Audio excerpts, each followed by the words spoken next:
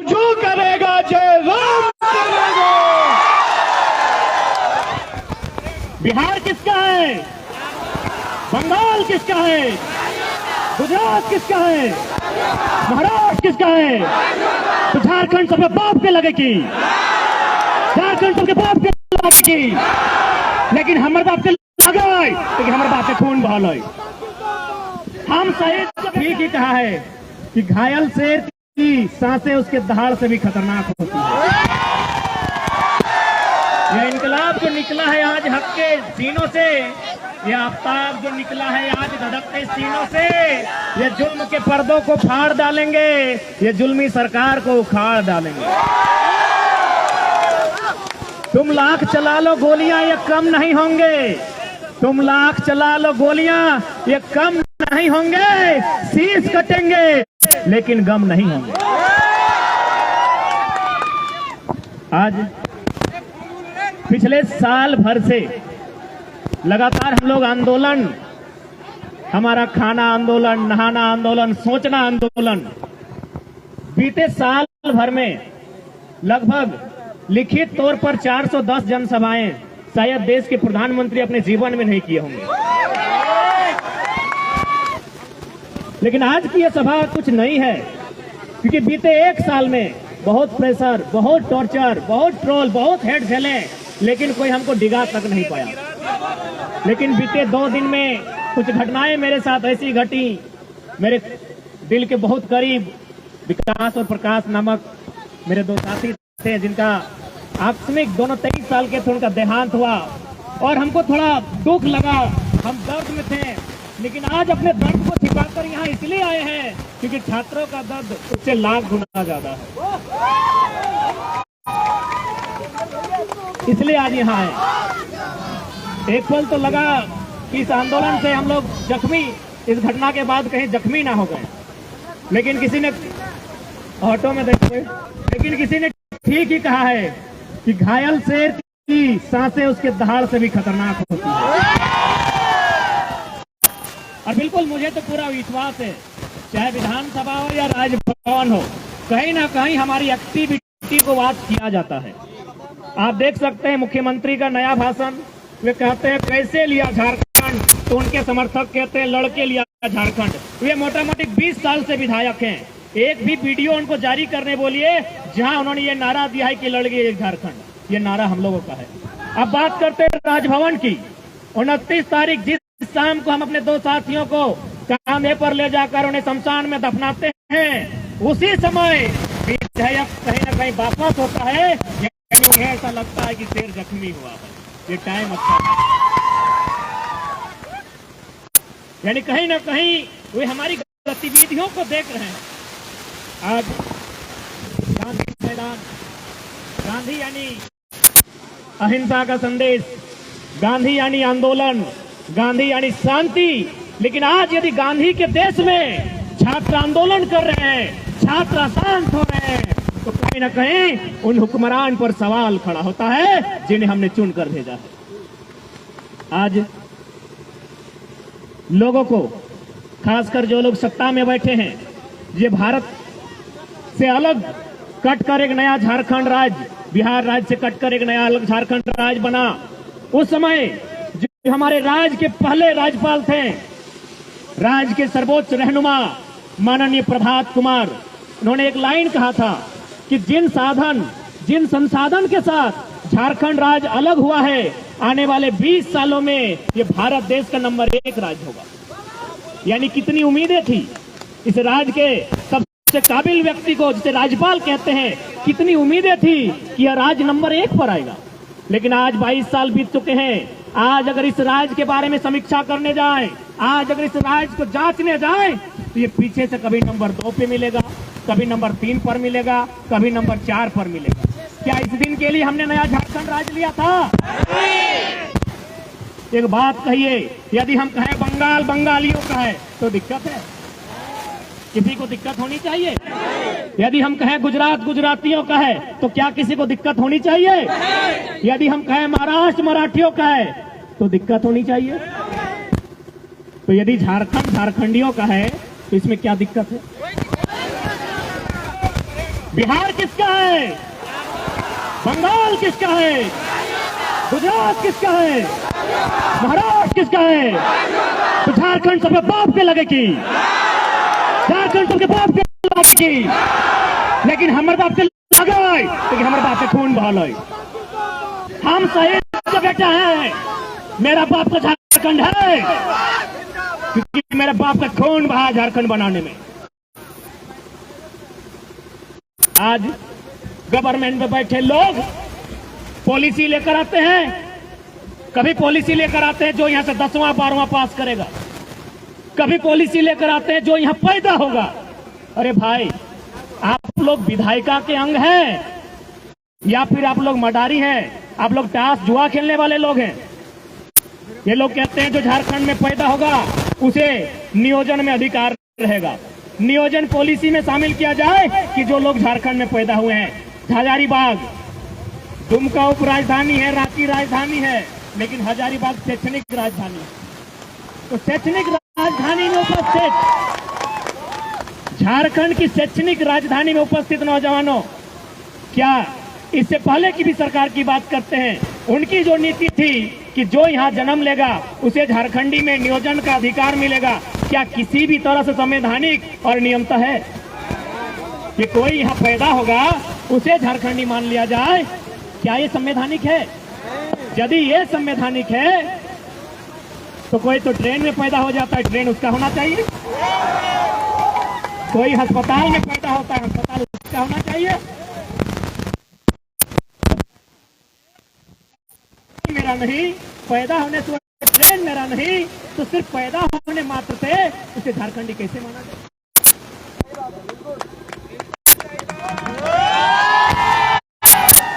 वर्तमान सरकार नियम लेके आती है 10वां 12वां पास।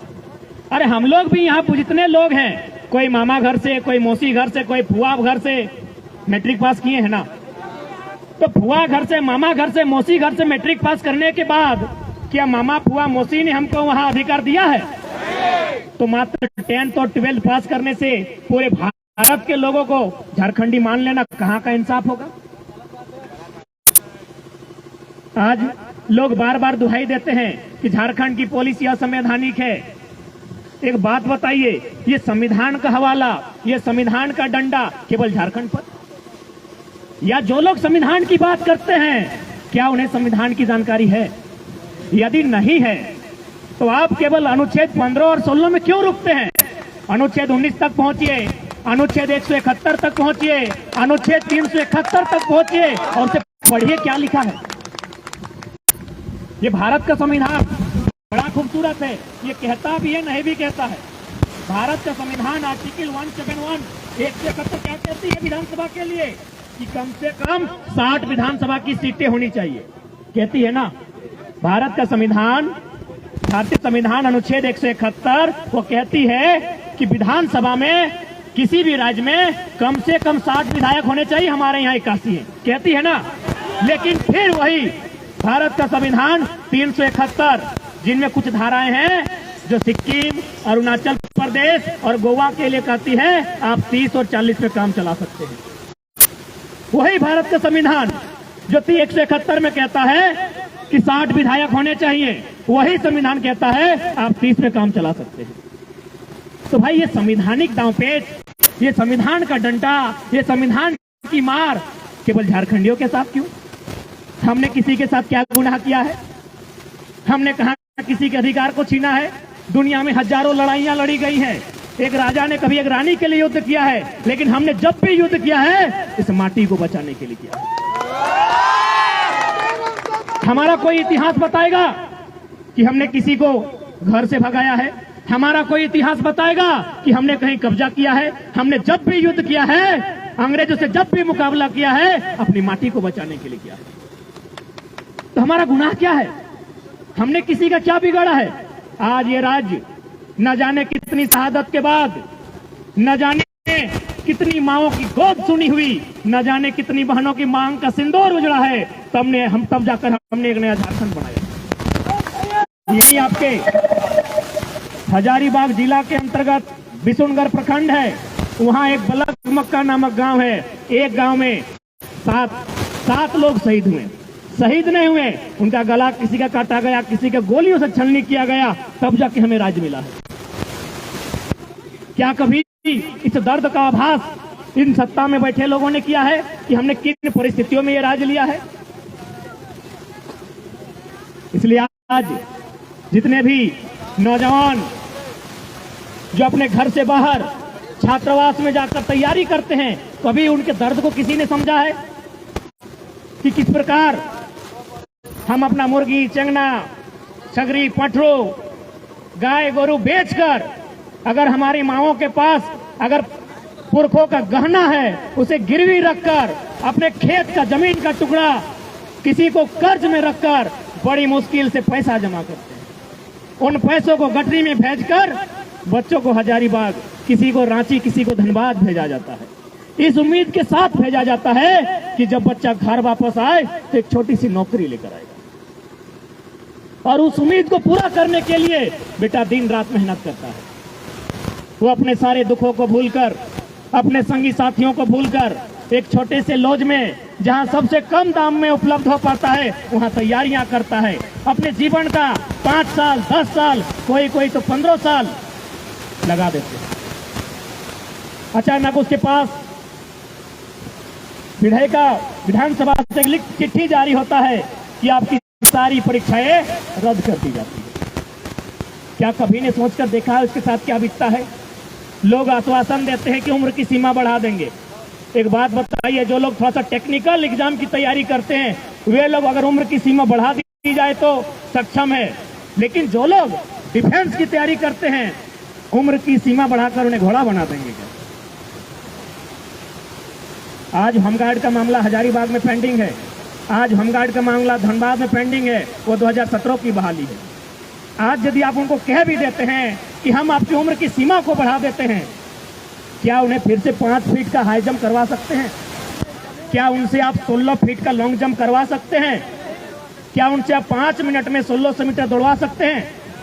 तो वास्तव में इनके पास विजन नहीं है, इनके पास मिशन नहीं है, ना इनके पास दूरदर्शी सोच है। इसलिए आज झारखंड के तमाम नौजवानों को, पढ़ने वाले छात्रों को आज एक जगह आकर इस आंदोलन को भागीदारी देना होगा और प्रयास करना होगा। इतना जोरदार हमला हो सरकार पर, या तो सरकार बैकफुट पर जाए या 24 में सरकार कहीं ना रहे।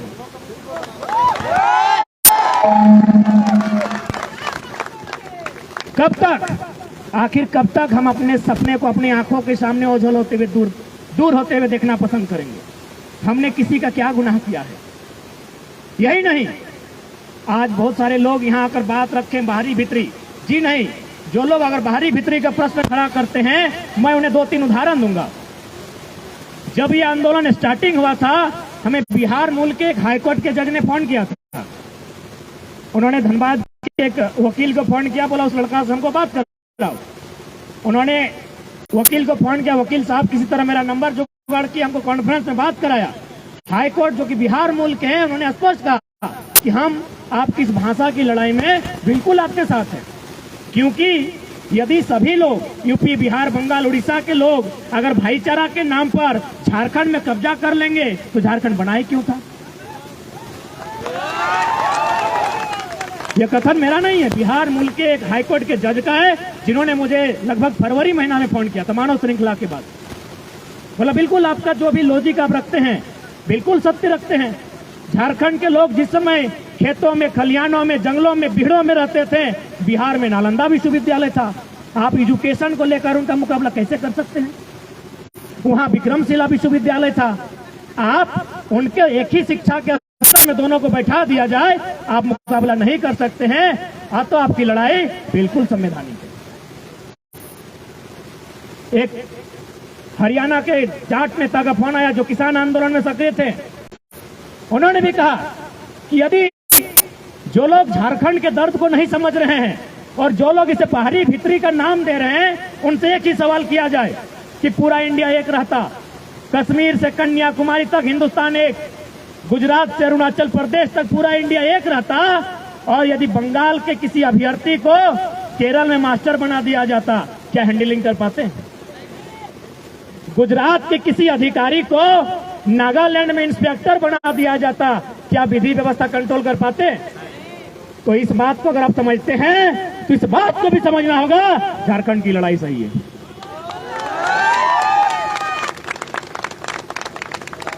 अभी बताइए, यदि बैरियर नहीं होता, राज्यों के लिए अलग अलग नियम नहीं होते, तो आज क्या विधि व्यवस्था कंट्रोल हो पाती?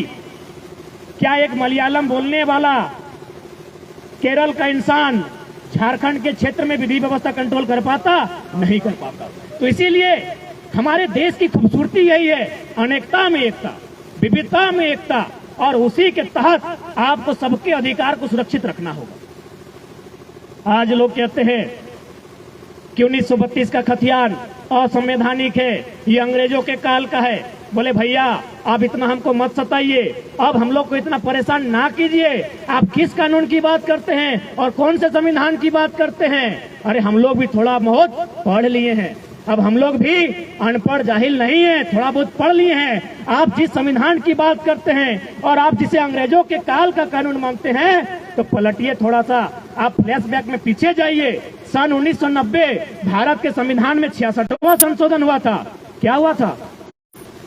CNT जो 1908 में बना कानून है, उसकी 3 अध्याय को 66वां संशोधन करते हुए 1990 में भारतीय संविधान के अनुसूची 9 में शामिल किया गया था। तो क्या 1908 का कानून जो CNT कानून है, वो अंग्रेजों के काल का कानून नहीं है?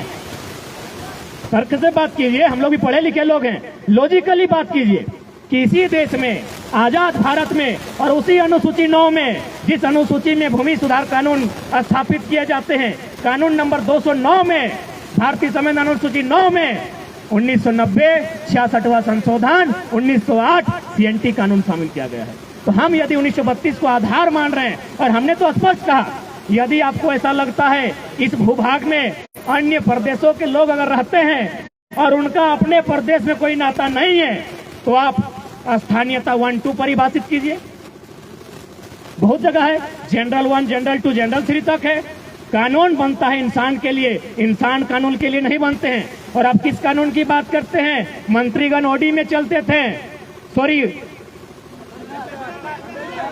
एम्बेसडर में चलते थे, समय बदला, BMW, फॉर्च्यूनर, रेंज रोवर। अरे भाई, एक एक को गाड़ी बदलता गया, यानी कानून बदला ना? गाड़ी रखना भी कानून है ना? एक एक को गाड़ी बदला यानी कानून बदला। तो मैंने कानून सिर्फ जनता को दबाने के लिए है क्या? नेताओं का मन किया तो गाड़ी बदल गया, नया कानून बन गया। उनको मन किया तो सत्यावन किया, तो अपनी अर्धांगिनी और आधी अर्धांगिनी के साथ लतरा तो डैम चल गए।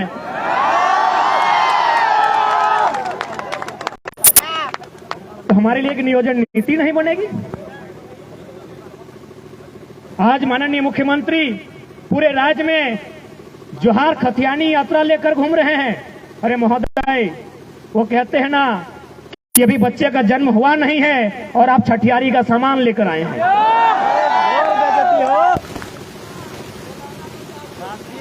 इसीलिए किसी ने खूब कहा है कि जनता भूख प्यास से त्रस्त है और राजा साहब सुरा सुंदरी में मस्त है।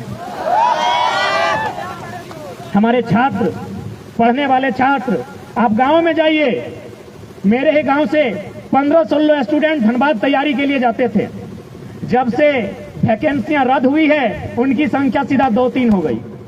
हम लोग पूछे कि क्या कारण है, तो बोला था कैसे हिम्मत करें, जीवन का 5 साल, 6 साल, 7 साल जाता है। अरे समय जाता है तो अलग विषय है, बाप की आधी पूंजी चली जाती है, माँ की रोशनी चली जाती है, छोटे भाई का सपना टूट जाता है। तो क्या करें? आखिर पढ़ना भी तो इसीलिए चाहते हैं कि एक नौकरी करें, और नौकरी भी तो इसीलिए करना चाहते हैं कि छोटी सी कमाई हो जाए। तो हम 5 साल अपना बर्बाद करने के बाद अपने बाप की आधी पूंजी बेकार करने से अच्छा है हम खेतों में हाथ बटाएं, पैसा कमाने से तो मतलब है। तो इसीलिए भैया हम सोच रहे हैं इस बार निरन महीना में खेती करेंगे, धान के बाद गेहूं लगाएंगे, लेकिन अब कंपटीशन की तैयारी नहीं करेंगे। सोचिए कितना दर्द, सोच के देखिए कितने दुख में है हमारे छात्र। बस एक पॉलिसी नहीं बना है। ये कैसा राज्य है? आज अगर इस राज्य में एक पॉलिसी नहीं बनी है तो सवाल खड़ा होता है इस राज्य के तमाम आईएएस पर, क्योंकि आईएएस का काम होता है पॉलिसी बनाना। और आप अगर इस राज्य में 22 सालों के झारखंड में एक पॉलिसी नहीं बना पाए हैं तो सवाल तो होता है, भले आपको बुरा लगेगा कि आप लोग आईएएस है कि गधा हैं, भले बुरा लगेगा, लेकिन क्या करें, हम मजबूर हैं। हम टूटे हुए लोग, हम लोग जख्म खाए हुए लोग, अपने आंखों के सामने सपने को टूटते हुए देखने वाले लोग, आज मजबूरी में हमें इन शब्दों का प्रयोग करना पड़ रहा है कि आप आईएएस बन के आए हैं या आप लोग कोयला बालू चोरी करने आए हैं। एक नीति नहीं बन पाती है और बार बार आप दुहाई देते हैं झारखंड के लिए। क्यों अन्य राज्य नहीं है? कर्नाटक भी राज्य है, वहां 7% रिजर्वेशन है 3rd और 4th में। तेलंगाना 371D के अनुसार राज्य की तमाम नौकरियां, जिस प्रकार हमारा यहाँ जेपीएससी 3rd और 4th छोड़ दीजिए, उसके अलावा जो राज्य स्तर के अधिकारी बनने की नौकरियां हैं तेलंगाना में वो भी रिजर्व है। तो संविधान की आंखें केवल झारखंड के सामने आकर फट के क्यों रह जाती हैं? संविधान का तो मतलब होता है समजोड़ विधान, सम यानी समानता, विधान यानी नियम, यानी समानता का नियम सबके लिए हो। तो यदि झारखंड के युवा अगर अपने लिए नियम मांग रहे हैं, अपने पक्ष में अगर विधि बनाने की बात कर रहे हैं, नियोजन नीति बनाने की बात कर रहे हैं, तो कौन सा गुनाह कर रहे हैं? और ये हम तो नहीं कह रहे हैं, इस देश के पूर्व CJI chief justice of India M Hidayatullah का एक स्टेटमेंट था कि यदि राज्य चाहे तो अन्य राज्य जो विकसित राज्य है उनके अभ्यर्थियों का इस राज्य में प्रवेश करने से नौकरियों में नियम बना सकते हैं। और हम स्वीकार करते हैं, चाहे बंगाल हो या बिहार हो, हमसे तेज है। बिहार सबसे ज्यादा आईएएस आईपीएस देता है, बंगाल सबसे ज्यादा कंपनी कोलियरी में बाबू लोग देते हैं, हम स्वीकार करते हैं। और तो हमें अगर अधिकार मिलना चाहिए तो सबसे पहली बात, नियोजन नीति में हमारी भाषाओं का बैरियर हो, हमारी भाषाओं की प्राथमिकता होनी चाहिए। लेकिन आज जो भी पॉलिसियां लेकर आ रहे हैं, आप देखिए, स्थानीय भाषा का बैरियर खत्म। यदि स्थानीय भाषा का बैरियर खत्म है, इसका मतलब वो वैकेंसी किसके लिए है? स्थानीय के लिए तो नहीं है। यदि स्थानीय भाषा का बैरियर है ही नहीं तो वैकेंसी है किसके लिए? तो इन परिस्थितियों में यदि हम लोग आंदोलन के लिए बाध्य हैं तो कहीं ना कहीं इसकी रिस्पॉन्सिबल राज्य की सरकार है। मुख्यमंत्री विधानसभा के भीतर रोते हुए कहते हैं कि लड़का लोग हमको मूर्ख मंत्री बोलता है।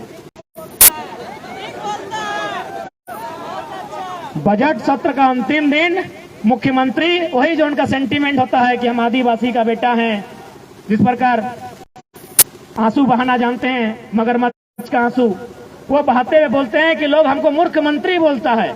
तो हम लोग प्रेस कॉन्फ्रेंस में बोले कि भाई उन्हें मूर्ख मंत्री क्यों ना बोला जाए, वही उत्तर दें। हम लोग 6ठी क्लास में पढ़े हैं कि एक सांसद, एक विधायक किसी लाभ के पद पर नहीं हो सकता है। आप अपने नाम से पत्थर का, खादान का, माइंस का जो लीज कैसे ले लिए थे? हम तो कोई गलत और असंवैधानिक बात आपको नहीं बोले। हम लोग 6ठी क्लास में मौलिक अधिकार पढ़े हैं, 6ठी क्लास में संसद का विधायक बनने का तरीका पढ़े हैं कि कौन विधायक बन सकता है, कौन संसद बन सकता है। वो साफ साफ लिखा है कि आप लाभ के पद पर नहीं हो सकते हैं। तो ये खादान का, लीज का जो कागजात है वो आपके नाम से कैसे आया? इसलिए आज इस राज्य के हुक्मरान को झारखंड के एजुकेशन हब हजारीबाग से, गांधी के देश में, गांधी के मैदान से उन्हें खुली चुनौती होगी कि आप समीक्षा करें, गहन चिंतन मंथन करें। आप क्या करें हमें मालूम नहीं है, आप विधानसभा के भीतर हैं, आप क्या करें हमको मालूम नहीं है। आप एक निर्धारित समय के भीतर नीति नियम बनाइए, और नहीं तो फिर सिंहासन खाली कीजिए, जनता आती है। यदि आप सामर्थ्य नहीं रखते हैं नीति बनाने का, तो आपको अधिकार नहीं है इस देश के, इस राज्य के नौजवानों के भविष्य खेलने का। आप हमें छोड़ दीजिए, देखते हैं हम लोग बना पाते हैं कि नहीं। इसलिए आज लोकतंत्र के चौथे स्तंभ के माध्यम से मीडिया बंधुगण आए हैं, उनके माध्यम से राज्य सरकार और राजभवन तक संदेश देना चाहेंगे कि यदि वास्तव में आप लोग संविधान का अनुपालन करते हैं, अनुसरण करते हैं, तो झारखंड बना किस उद्देश्य के साथ है, झारखंड का गठन क्यों किया गया है, उस उद्देश्य की पूर्ति के लिए, इस राज्य के हितार्थ के लिए, इस राज्य के युवाओं के लिए सुरक्षार्थ के लिए नियोजन नीति और स्थान नीति 15 दिन के भीतर बनाइए। ताली बजाइए। यदि आप नीति नहीं बनाते हैं तो अच्छा कहिए या बुरा कहिए, वैसे भी अब क्या फर्क पड़ता है। यदि आपकी रांची की विधानसभा में नीतियां नहीं बनेंगी तो सादे कागज में लिख के ले लीजिए, हम लोग 2024 में झुमरा की पहाड़ में सरकार बनाएंगे।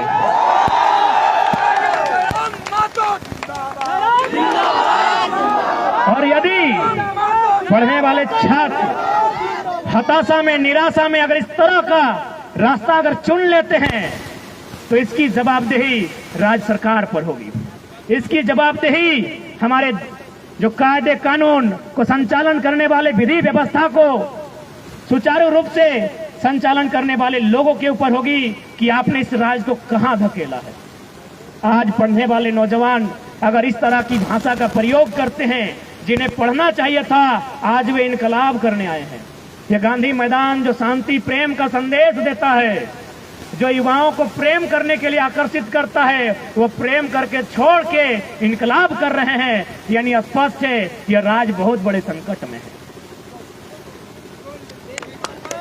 इस संकट का निवारण आज हमें और आपको करना होगा। यदि आज हम लोग इस संकट का निवारण नहीं करते हैं तो आने वाले दिनों में इस राज्य में ऐसी ऐसी पॉलिसियां बनेंगी जिस राज्य से हमें बाहर कर दिया जाएगा। और ये कानून क्या उनका जिम्मा हमने लेके रखा है? आप देखिए, अब थोड़ा सा हम प्राइवेट सेक्टर में जाते हैं या फिर थोड़ा सा हम लोग खनन नीति पर जाते हैं। हमारे झारखंड राज्य में ECL, East Coal Limited, Eastern Coal Limited, BCCL, Bharat Coking Coal Limited और सीसीएल यानी सेंट्रल कोल लिमिटेड है। कुल मिलाकर कोयला खोदने की 8 यूनिट हैं, जिनमें 3 यूनिट हमारे झारखंड में है। मुझे लगता है यहाँ जितने लोग हैं, आप डायरेक्ट ना सही इनडायरेक्ट रूप से आप अवगत होंगे कि झारखंड में जब कोयला खोदा जाता है तो किस प्रकार रैयत को, जिसका जमीन है, उसे मार पीट कर भगाया जाता है। कोई ना कोई आपके रिश्ते नाते में होंगे। धनबाद, बोकारो, रामगढ़, पिपरवार के क्षेत्र में कोई ना कोई आपके भोगी होंगे। लेकिन यही मध्य प्रदेश के सिंगरौली में एनसीएल है, जिस प्रकार हमारे यहाँ बीसीसीएल है, वहाँ एनसीएल है, नॉर्दर्न कोल लिमिटेड, वहाँ भी कोयला खोदने का काम करती है। पता है वहाँ क्या होता है? सबसे पहले कंपनी अपना डाटा बनाती है कि जो खनन होगा वो कितने बड़े क्षेत्र में होगा, और फिर वहाँ जाके क्या करती है, जो भी लोग विस्थापित होंगे, विस्थापन होने से पहले उनको घर बना के देती है। इसी देश में, इसी भारत में एनसीएल ये कार्य करती है और बीसीसीएल बुलडोजर लगा के हमारा घर तोड़ देती है। इसी देश में नागपुर में डब्ल्यूसीएल है, वेस्टर्न कोल लिमिटेड, वहां भी इन्हीं कानूनों को, इन्हीं नियमों का अनुपालन किया जाता है कि यदि कोई विस्थापित होने वाला है तो पहले चिन्हित किया जाता है, डाटा कलेक्ट किया जाता है, फिर उसको एक एस्टीमेट दिया जाता है और समय के भीतर उसको घर बना के दिया जाता है। लेकिन आइए झारखंड चले जाइए, दामोदर नदी के किनारे किनारे जहां जहां कोयला खदान है, 1951 में, कहीं 1962 में, कहीं 1972 में जमीन लिया गया है। आज भी लोग धक्का खा रहा है, आज भी लोग कोर्ट का चक्कर काट रहा है। क्या भाई इतना अन्याय कहीं हुआ होगा? आप पढ़ने वाले छात्र एक बार सोच के देखिए, पूरे भारतवर्ष में क्या इतना अन्याय, जो अन्याय आज झारखंड के साथ हो रहा है, कहीं हुआ होगा?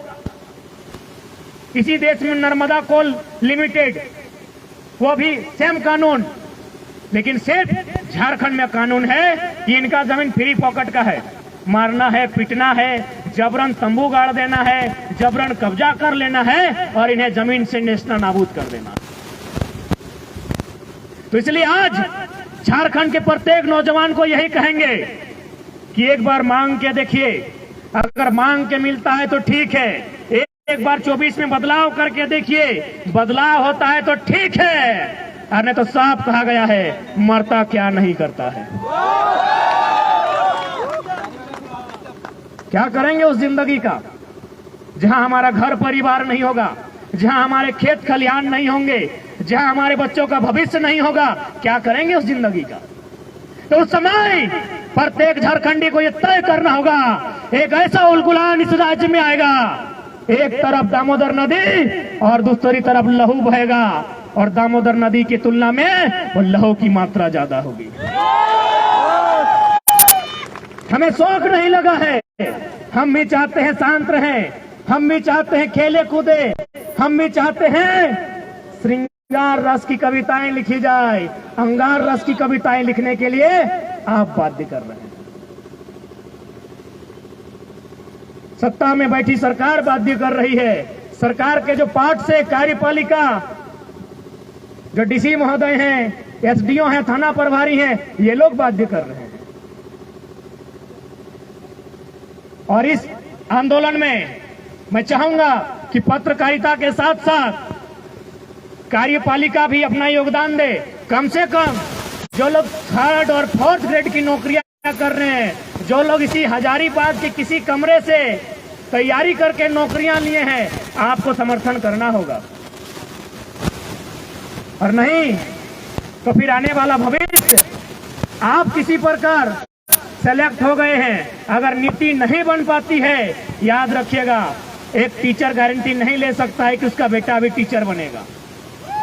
एक वीडियो गारंटी नहीं ले सकता है उसका बेटा वीडियो बनेगा। तो फिर दरोगा साहब, कहे आप रात भर से परेशान कर रहे हैं? क्या आपका बेटा दरोगा बनेगा? गारंटी लेते हैं? अरे आप ईमानदारी से कहें तो आप अपनी ड्यूटी के लिए लड़ रहे हैं, बाकी अगर आपका बेटा का भविष्य कहा जाए ना, उसके लिए हम लोग लड़ रहे हैं। बताइए, आप दरोगा जी का बेटा दरोगा बनेगा? तो काहे डिस्टर्ब कर रहे हैं? गांधी के देश में, गांधी के मैदान में आप आंदोलन करने से रोक रहे हैं, कहे डिस्टर्ब कर रहे हैं? कहे डिस्टर्ब कर रहे हैं? बताइए। चलिए, अच्छा लगा, ये डर अच्छा लगा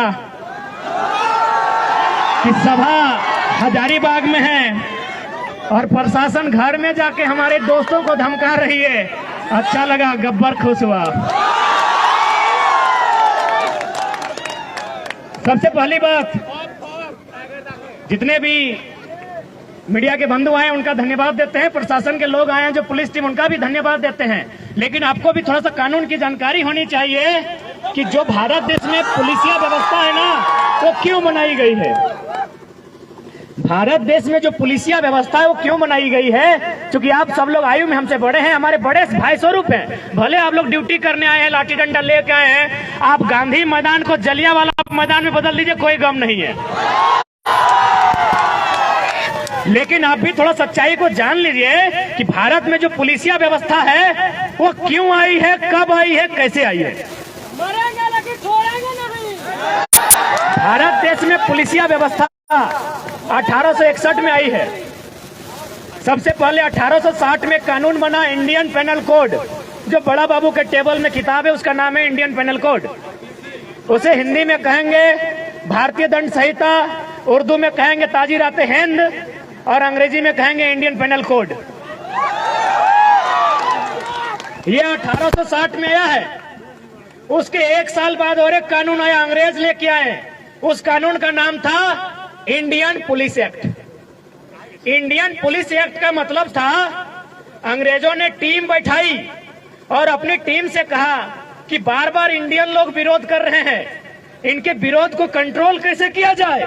बोला देखिए, इंडिया के लोग बहुत गरीब हैं, प्लस आपस में बटे हुए हैं, यदि आप इनके हाथों में एक नौकरी के नाम पर कुछ पैसा थमा दिया जाए तो छोटा भाई खुद बड़ा भाई को पीट देगा। तो बोला देर किस बात की है, क्या किया जाए। तो चलिए कानून बने, उस कानून का नाम रहेगा इंडियन पुलिस एक्ट 1861।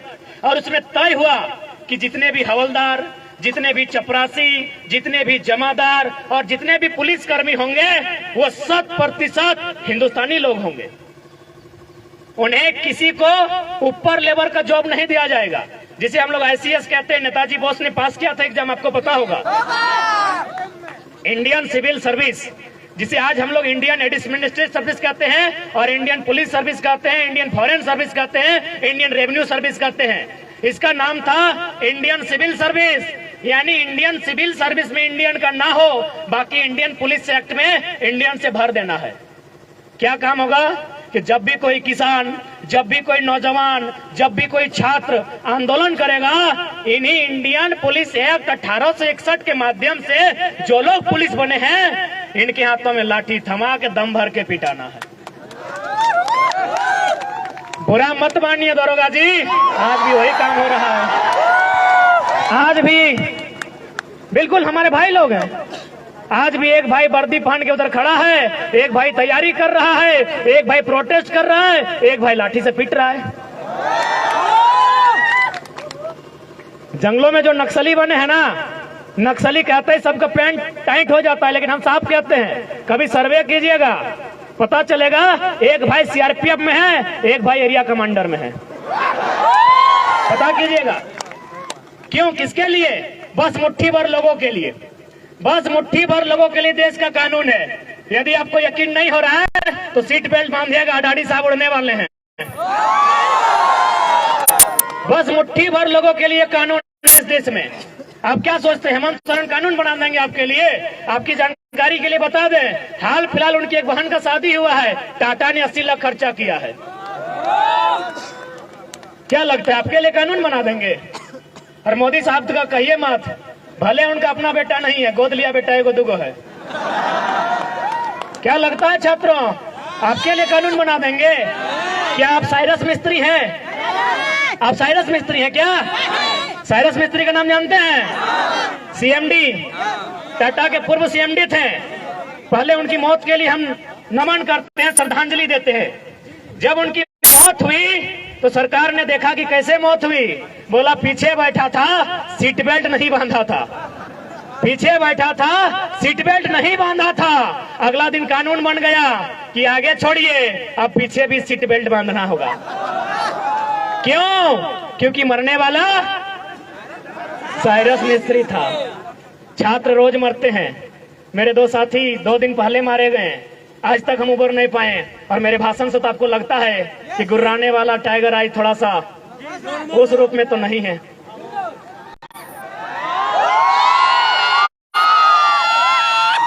क्या कोई कानून बनेगा? उनकी घटना हुई है एनएच में, क्या एनएच कोई कानून बनाएगा? क्या पुलिया वहां बनेगी? क्या वहां बैरियर लगेगा? नहीं लगेगा, क्योंकि कॉर्पोरेट्स का ट्रैक्टर वहां दौड़ेगा। तो इसलिए यहाँ पढ़ने वाले छात्र जो प्रोटेस्ट कर रहे हैं, यदि आपकी लाठियों का सामना करेंगे, आपके भाई हैं। और जो झुमरा के पहाड़ में नक्सली बनकर बैठे हैं, कॉपी कलम लेके चेक कीजिएगा, मामा का, मौसी का, फूफा का बेटा होगा। कब समझेंगे आप? हमको समझ में नहीं आता है। हम चाहते हैं नौकरी आप आगे से बचाइए, पीछे से चंदा दे दीजिएगा आंदोलन करने के लिए। दरोगा जी पीछे से दे दीजिएगा, लड़ाई आपके बेटे के लिए है। हेमंत सोरेन आपका बेटा को दरोगा नहीं बनाएगा, उनको दरोगा हमारा आंदोलन बनाएगा। दरोगा जी से निवेदन होगा, डीएसपी भी आए तो सुन लीजिए, हेमंत सोरेन आपका बेटा को डीएसपी नहीं बनाएगा।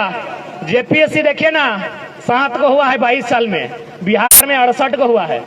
तो इसलिए आंदोलन आपका डीएसपी का बेटा को डीएसपी और दरोगा का बेटा को दरोगा बनाएगा। इसलिए आगे से नौकरी बचाइए, पीछे से आंदोलन का सपोर्ट कीजिए। यदि ज्यादा दिक्कत होगा, यदि ज्यादा हाथ पांव बंधा होगा, तो कमजोर लाठी चलाइएगा, ऐसा मत चलाइएगा। और ऐसा चलाइएगा तो घायल मत कीजिएगा। हमें घायल होने से डर लगता है, मार दीजिएगा, डर नहीं लगता है। मार दीजिएगा, सच बोलते हैं, ईमानदारी से बोल रहे हैं, डर नहीं लगता है। मरने से डर नहीं लगता है, ईमानदारी से बोल रहे हैं। हमको बीमार होने से डर लगता है, बीमार हो जाएंगे तो आंदोलन रुक जाएगा, मर जाएंगे तो आंदोलन दुगना रफ्तार से चलेगा। क्योंकि भगत सिंह ने भी कहा था कि मुझे फांसी ना दी जाए, भगत सिंह ने भी कहा था मुझे फांसी ना दी जाए, बल्कि मुझे किसी चौराहे पे खड़ा कर दिया जाए और गोलियों से भून दिया जाए। क्यों कहा था ऐसा पता है? ताकि मेरे बदन पर चलने वाली एक एक गोली को, मेरे शरीर से बहने वाले एक एक लहू के कतरे को देखकर नौजवानों में उबाल आए। इसलिए उन्होंने कहा था हमको फांसी नहीं दिया जाए, बंद कमरे में फांसी ना दिया जाए, यदि हम गुनहगार हैं तो बीच चौराहे में खड़ा कर दिया जाए और गोलियों से भून दिया जाए। आपसे भी वही कहेंगे। भारत माता की।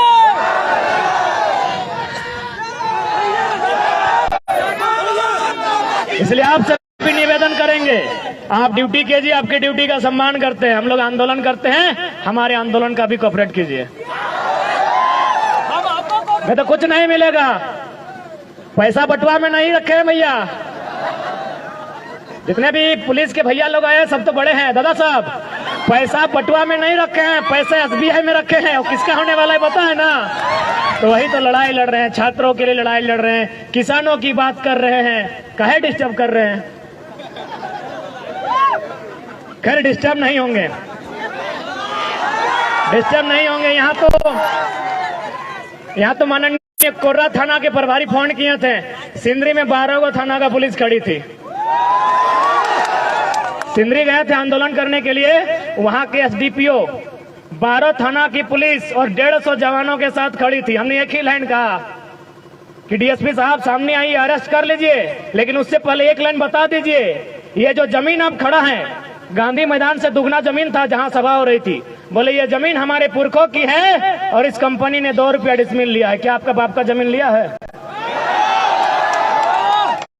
हमने एक लाइन कहा था माननीय डीएसपी साहब को कि डीएसपी साहब उतना मेहनत क्या करते हैं, अरेस्टिंग करना है एकदम आके अरेस्टिंग कीजिए, हम लोग भागेंगे नहीं, लेकिन एक लाइन में उत्तर दीजिए, जिस जमीन में आकर आप खड़े हैं ये हमारी पुरखों की है, इसे 2 रुपया डिसमिल लिया गया है। क्या आपके बाप दादा की जमीन इस तरह ली गई है? और उसके बाद भी आपको दिक्कत नहीं है तो आइए ना, हम तो शमशान घाट में 1 सप्ताह में 1 बार मिल जाते हैं। लाइव नहीं देखे वीडियो क्या? राजभवन से लोग देख रहे हैं, सही बोल रहे, राजभवन से देख रहे हैं, क्योंकि 29 तारीख को हम शमशान घाट में थे और विधेयक को वापस करता है कि कोई योद्धा तो घायल है, तो उन्हें पता नहीं कितना कितना योद्धा बन के तैयार है। उन्हें यह भी नहीं पता कि घायल शेर की सांसें उसकी दहाड़ से भी खतरनाक होती है। इसीलिए हमें परेशान ना किया जाए, हमारे हक अधिकार को हमने सामने रख दिया जाए। हम उप तक नहीं कहेंगे, लेकिन यदि हमारे हक अधिकार के बीच कोई टकराएगा, वो टकराने वाला कोई क्यों ना हो, हम वही राड़ माटी के राड़ लोग हैं जिन्होंने अंग्रेज को पेंट में 1 नंबर करवा दिया था। इतिहास याद कीजिएगा, हुक्मरान में बैठे लोग 1757 में इंडियन भारत की सरजमी में बैटल ऑफ प्लासी हुई थी, बंगाल के क्षेत्र में अंग्रेजों के सामने उठा के पटक दिए गए भारत के लोग। ठीक 7 साल बाद 1764 में बैटल ऑफ बक्सर होता है इसी बिहार में, फिर भारत के लोग अंग्रेज के द्वारा पटक दिए जाते हैं, लेकिन जैसे ही वो मानभूमि में आते हैं, चुहाल विद्रोह में उनको हम पेंट में 1 नंबर करा देते हैं। हम वही झारखंड के लोग हैं, हमारे अस्तित्व से नहीं टकराइएगा, हमें हमारा इतिहास मत याद दिलाइएगा। हम भी चाहते हैं वसुधैव कुटुंबकम, हम भी चाहते हैं जियो और जीने दो का सिद्धांत, हम भी चाहते हैं नदी नालों में, पर्वत पहाड़ों में, झील झरनों में प्रेम के गीत गाएं युवा, नौकरियां करें, अपना घर बसाए। हम नहीं चाहते इनके हाथों में हथियार हो, हम नहीं चाहते हैं ये विद्रोही बने, हम नहीं चाहते हैं ये बागी बने, लेकिन यदि ऐसा कुछ हुआ तो अगली सरकार झुमरा के पहाड़ में बनेगी। और बस इमेजिन कीजिए, बस कल्पना कीजिए कि यदि सरकार झुमरा के पहाड़ में बन गई तो रूह कांप उठेगी, रूह कांप उठेगी। सपने में यमराज आएंगे। पहले ही कह देते हैं हमें परेशान ना कीजिए, हमने किसी का क्या बिगाड़ा है, हमने अपने जीवन का 5 साल 10 साल 15 साल इन लॉजों में दिया है। अरे भाइयों की तो छोड़िए, हमारी बहनें, हमारे गांव की लड़कियां, वे भी अपने भाइयों के कंधे से कंधा मिलाकर अपने गांव की पगडंडियों को छोड़कर आई है बाप का सहारा बनने के लिए। कितने शर्म की बात है, आपके पास एक पॉलिसी नहीं है। यही एक केरल राज्य है, अगर आप उस राज्य में चले जाएं, उस राज्य के आंकड़े को उठाएं, तो आपको मिलेगा कि वहां की बहन यदि घर का त्याग करती है, वहां की बहन यदि घर छोड़कर बाहर जाती है, या तो मास्टर नहीं बनती है या तो डॉक्टर नहीं बनती।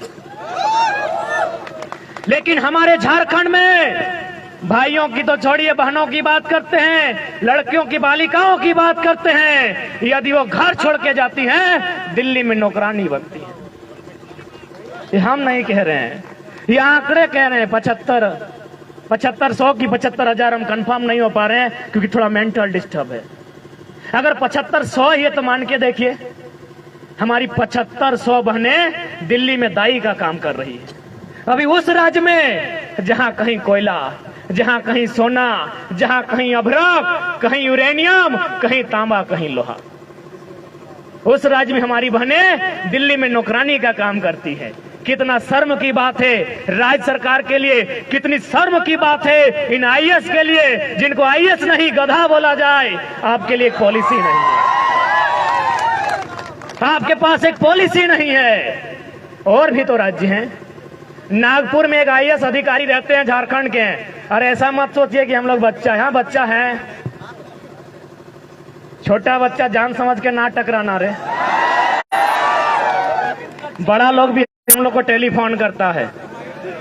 एक खनन अधिकारी है जो आईएएस हैं, रांची के, उनका पोस्टिंग है नागपुर में। उन्होंने हमें टेलीग्राम में एगो लेटर भेजा, उसमें शायद एनसीएल या कोई कंपनी है उड़ीसा में और तमिलनाडु में, वो माइनिंग का काम करती है। और माइनिंग सरदार तब लोग समझते हैं पॉलिटेक्निक के स्टूडेंट्स, पॉलिटेक्निक वाले ही माइनिंग सरदार बनते हैं ना। नहीं, हम लोग तो पीएचडी के, हम लोग टेक्निक में गए नहीं है, इसीलिए बताइएगा। माइनिंग सरदार की पोस्ट आई है, कहां? तमिलनाडु में और उड़ीसा में। क्या लिखा है पता है? कि वही माइनिंग सरदार बनेगा जो उड़ीसा में उड़िया भाषा का ज्ञान रखता हो और तमिलनाडु में तमिल भाषा का ज्ञान रखता हो। और यहां उससे कई ज्यादा माइनिंग सरदार के पोस्ट खाली हैं। तो यदि हम यहाँ की क्षेत्रीय भाषाओं में माइनिंग सरदार बनने की अर्हता को रखते हैं तो क्या कोई गुनाह है? क्या कोई पाप है? एक आईएएस अधिकारी ने लेटर भेजा है, यदि आप कहें तो हम लोग आपको फॉरवर्ड कर सकते हैं। मीडिया के लोग उनके सामने पेपर कटिंग दिखा सकते हैं।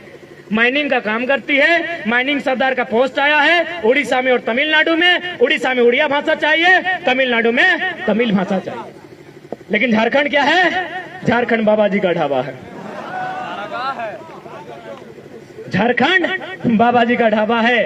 कोई कहीं से आए, मुंह उठा के चला आए, फॉर्म भरे, भाषा का बैरियर नहीं, डोमिसाइल का बैरियर नहीं, कोई पॉलिसी नहीं, सब नौकरी ले लेता है।